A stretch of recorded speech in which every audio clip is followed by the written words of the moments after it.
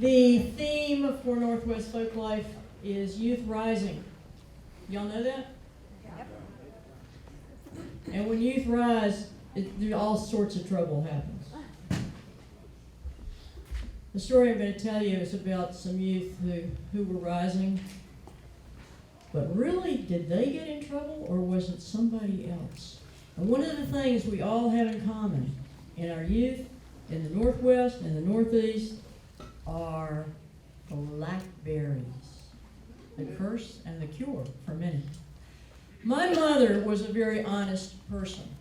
She wouldn't tell you that she was an age that she wouldn't. She wouldn't dye her hair because it was gray. She wouldn't take a favor unless she could pay it back. She didn't believe in being boastful or uppity, but she had one thing she was proud of, and that was her cooking. She was a magnificent cook. She would make these beautiful cakes and pies and casseroles and put them on a damask tablecloth, and it looked like it had all just come out of a Martha Stewart book. She was an artist, and the only art that she could have at her time was food. Well, one year she really wanted to make her very best dish because it was the Wendy Gap bake sale. And the head of the bake sale and the head of the home room and the head of Wendy Gap, if you ask her, was a woman named Mrs. White. Mrs. White was the kind of person who would give you a compliment and then spit on it. And she was none too fond of my mother. She made Mama feel bad.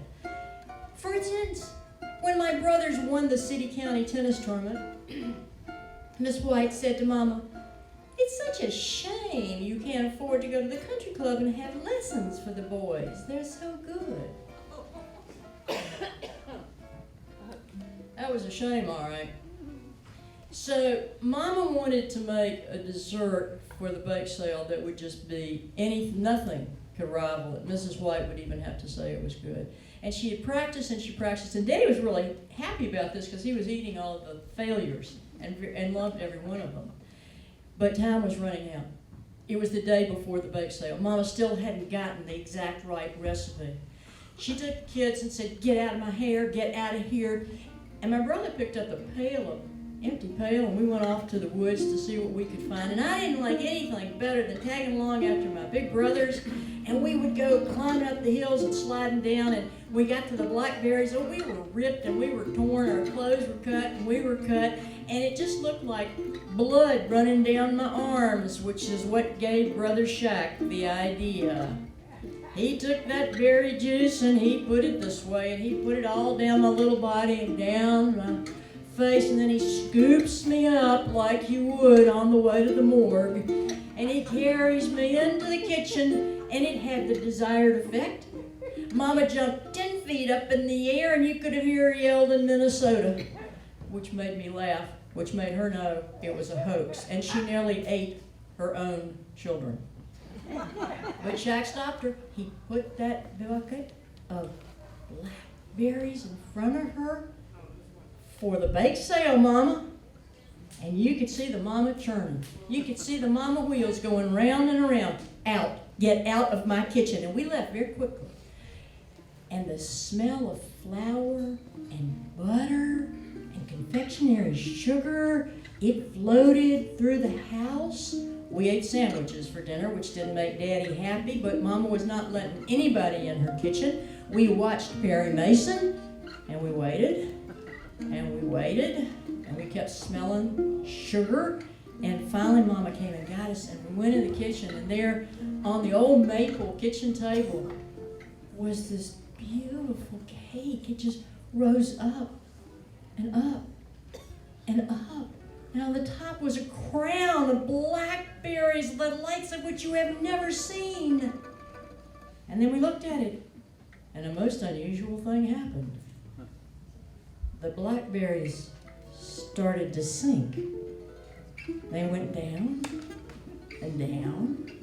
The sides collapsed. The blackberries died right in the bottom of the imploded cake. There were tears the size of those berries coming out of Mama's turquoise eyes. And once again, we were kicked out of the kitchen. Children, be gone. And my brothers and I sat at the top of the stairs, you know, the way children will do, listening to their parents. And we were so sad because Mama was crying, and we knew how much this meant to her. And then all of a sudden, it was quiet. And then all of a sudden, it sounded like a giggle. And then it sounded like a roaring giggle. And cabinets were opening, and we could hear the bathroom door open and shut, and the stove opening, and we didn't know what was going on, but they were laughing, and well, it sounded like they were having a good time, so we went to bed. And the next morning we go in the kitchen, and there on the table, on the Woolworth pedestal cake plate, was an even taller, bigger, rounder, amazing cake covered with 7-minute white frosting. We oohed, we awed, and we thought Mom would be tickled pink, but she just looked worried. She just looked terribly worried. Her, you take the cake in, you buy the cake, and you come home with that cake tonight. Well, that's not the way you run a bake sale, so we waited. We didn't see anything, but we saw the little dancing devil in Daddy's blue eyes, and we knew something was up. So we came home, and we waited. We waited for our father to come home from work with the cake, and he walks in the kitchen, cakeless. Herman, you were supposed to buy the cake. I was, he said, without any apology. Well, what happened? Well, what happened was that Mrs. White was so busy leading the dignitaries through the fudge, around the brownies, including those vanilla wafers, and to the ice cream, and to the pies. And when she got to the cake, which I couldn't get away from her, she saw it standing at attention. The school board president said it's the most beautiful cake he'd ever seen. The assistant mayor was there and said, it is the most magnificent cake that has ever been in any Windy Gap bake sale. And Miss White was so happy. And then the school board president said, I'm buying this cake. And Miss White said, I'm so pleased I made it myself. Oh no, Mama said. Oh yeah. Daddy's, oh no, oh yeah. And then they started laughing. And it wasn't like them to just keel over in laughter. Mom was on a chair, Daddy was holding himself, and all they could do was laugh. It was a big Daddy guffaw. I mean, it was a lot, and we were trying to say, what's funny, huh? And they couldn't bring themselves to stop. And finally my brother Shock said, what happened? And Daddy tries to bring himself together, and he stands up and says, well, your mother didn't have time to make a new cake, and so... and so what, Daddy? So we got some supplies, and we kind of put it together. What supplies did you get, Daddy? Toilet paper.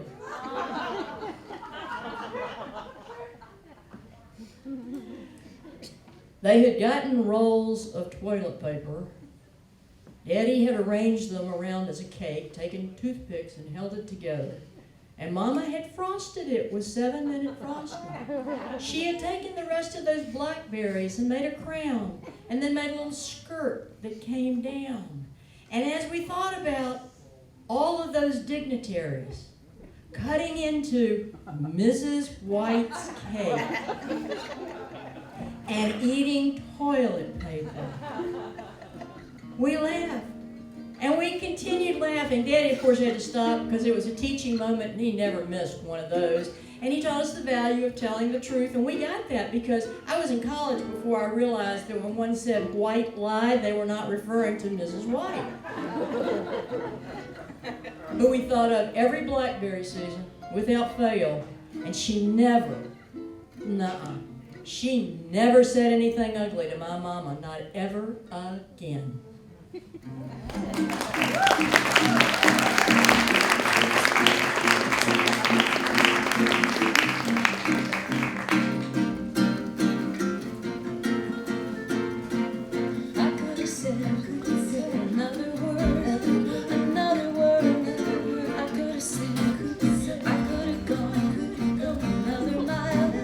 Another mile, I could have gone, but I swallowed a fly.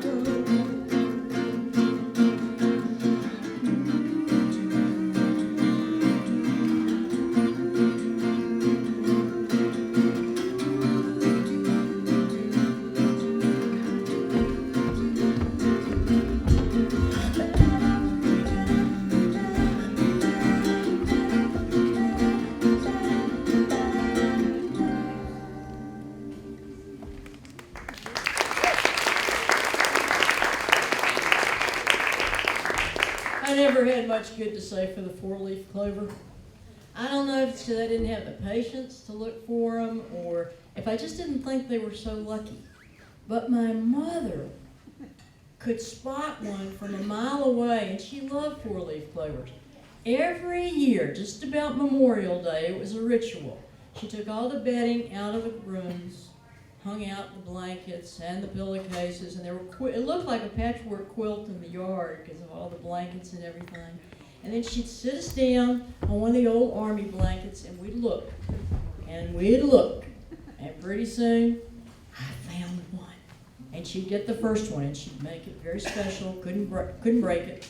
Then she'd find another one, and I'd get bored, and she would do what you've all probably done and taken the ends of the white clover and looped them together until you have a whole crown, and then you have bracelets. And I'd march around the yard, and she'd hum, sound like mandolin wind coming through the Blue Ridge Mountains. We had our blankets there on top of the mushrooms and the grass, and we kept picking.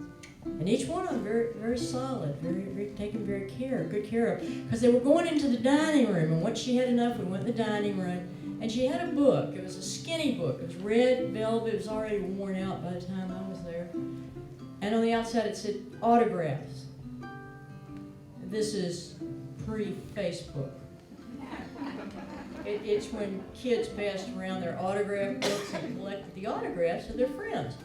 And we opened it up, and she'd find some boy. These boys wrote the stupidest, dumbest kinds of things in it. And there was Lewis's, and his said something about, "Now I lay me down to sleep. I parked the Ford out on the street.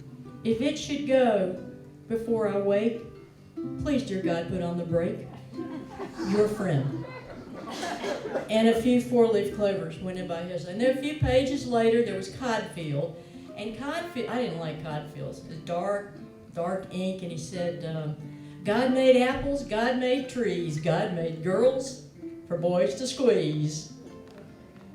Mama said that Codfield lived down the lane, and he waited for her every day. She thought he had a crush on Crush. I guess he had a crush on you. and they walked to school together. And then there was there's a really silly one by Billy, and it was, don't it make you angry? Don't it get your goat? Right when you're in the bathtub and you can't get to the soap? And she had written Gunner right beside his name. What are you going to do with all these, Mama? I asked her. And I knew some of them were going to go in the book, but there were a lot of four-leaf clovers. And she said, well, you know, I read in women's wear that you can take pressed flowers and make stationery, or maybe a paperweight. I could put all of this at the bottom of the paperweight. And we went on going through and putting four-leaf clovers in. And some of those boys didn't make up their own thing. Uncle Ukuleles, You Get All My Love, that was in one. And one boy had actually claimed to have written the Jailhouse Rock. Right. I'm in the jailhouse now, and I saw her face, and that just stole her smile. And we got to the page of her brothers. And it said, the birds sing sweeter in Georgia. And there were lots of four-leaf clovers around it. And that's what she had engraved on his tombstone when he came back from Burma, from World War II. And she had him buried in Georgia where he wanted to be. You see, all those boys were from Eatonton, and they had all gone off in the same battalion, and they'd all gone to Burma. And they had not come back. So our memorial celebration was to put a four-leaf clover next to their name in an autograph book, which seems sort of to me like putting something lucky with what was unlucky. But for Mama, it was a way of remembering. And I gotta say, she tattooed all those names right on my brain, because I'm here and I'm telling you these silly little things that were written by boys, and now boys and girls who march off to do their duty and give us their last spring.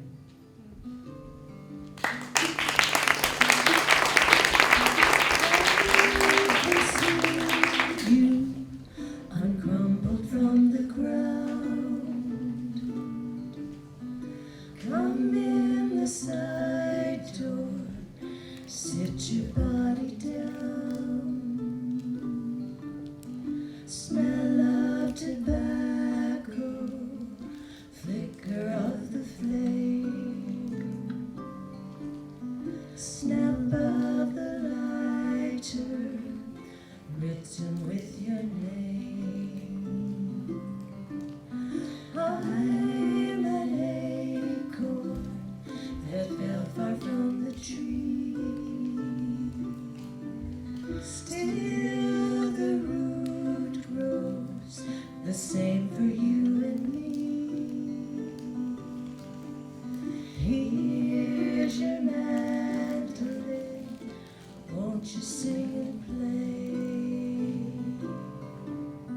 Holly Wally, doodle all the day,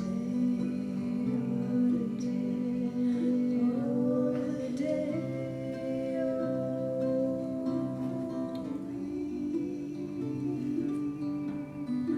oh, I went down south.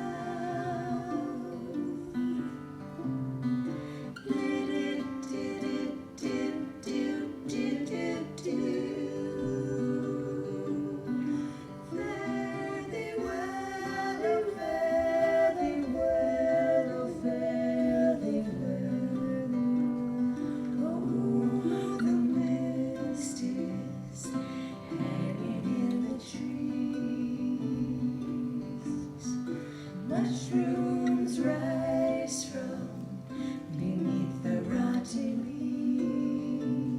leaves, the way all our hands will crumble to the ground, the way love and music will always be around.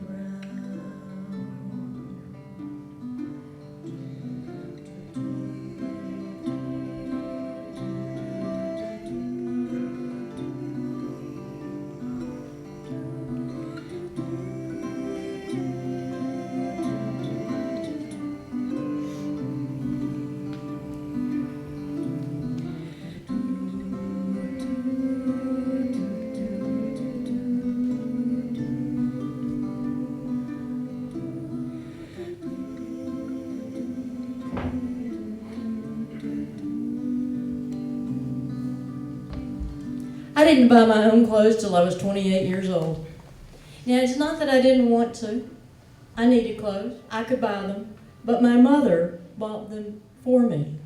And the only problem is she bought the wrong things.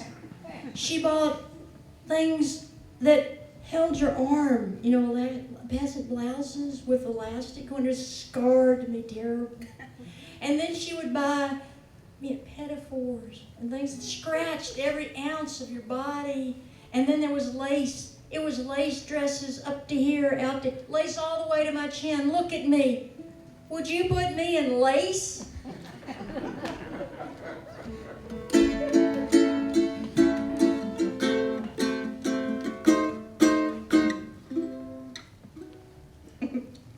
I got some platform shoes with some 6-inch heels and a skin-tight dress with some sex appeal. I got a little red shirt with a low-cut top and a whole lot of bling and a bottom crop. I got a paisley skirt with a comfort waist and a tunic top and a little bit of lace. I got designer jeans and some Birkenstocks.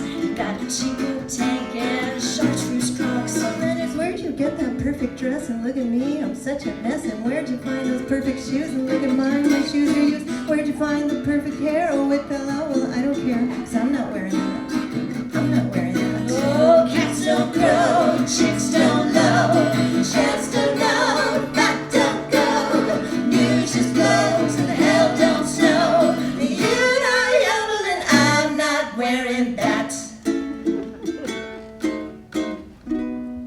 How about I buy you a dress? How about you be a good girl? How about you just bend low? How about you give it a whirl? How about you step aside? How about you just sashay? How about a full-time job with some half-time pay? Once I had a pretty skirt and wore my pretty skirt to work, but then there were some overtures all underscored by perfect jerks. And what's the use of pretty skirt? And what's the use of perfect jerks? Cause I'm not wearing that.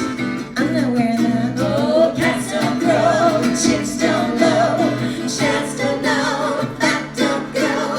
News just blows and hell don't snow. You're not yodeling, I'm not wearing that. Oh, yodel, ee-ee-oh, yodel, ee-ee-oh. I got a sprinkle of gray on the top of my head, but the brain inside is still not dead. And if you need some skin to figure what I'm worth, I got an elbow I can show you with an angular curve. Well, let me tell you where it's at, cause I'm gonna grab a pussy hat and then I'll walk a pretty mile, a perfect mile in pussy hats. Party dresses, party smiles, 10 million bright pink party hats. I'm gonna wear that. I'm gonna wear that. I'm gonna wear that. I'm gonna wear that. I'm gonna wear that. I'm gonna wear that. Oh, the lady, oh, the lady, oh, the lady. Ooh, ooh, the lady, oh, the lady, oh, the lady. Ooh, ooh, the lady, oh, the lady, oh, the lady. Ooh, ooh, the lady, oh, the lady, oh, the lady. Ooh, ooh, the lady, oh, the lady, oh, the lady. Ooh, ooh, the lady, oh, the lady, oh, the lady. Ooh, ooh, lady, oh, the lady, oh, the lady. Ooh, ooh, lady, oh, the lady, oh, the lady. Ooh, ooh.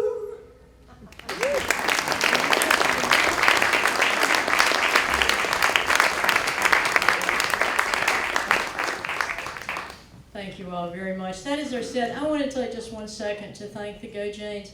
I have waited for about 16 years to be able to wind music and story together, and they get it. They get it better than I get it. And so my great appreciation to the Go Janes.